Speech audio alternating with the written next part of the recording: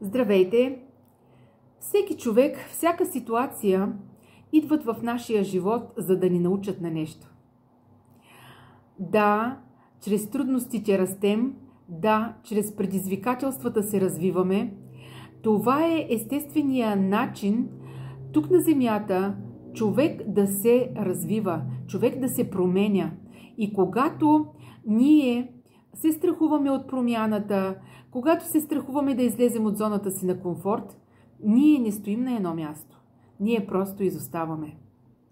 И днес комуникацията ми с една жена ми напомни, че всеки човек в нашия живот идва, за да ни научи на нещо хубаво, за да ни научи на някакъв урок, чрез който ние израстваме, проявяваме себе си и се доближаваме до нашето съвършено аз, до нашата най-добра версия.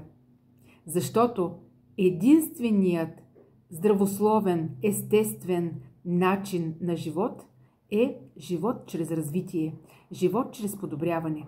Благодаря на тази жена, че днес ми напомни, че не е опасно, не е страшно човек да бъде уязвим. Важното е да се учиш от пропуските си. Важното е да се учиш от предизвикателствата си и да продължиш напред с чиста съвест.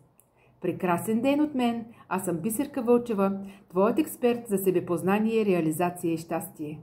Всеки човек, всяка ситуация в нашия живот е наша благословия. До скоро!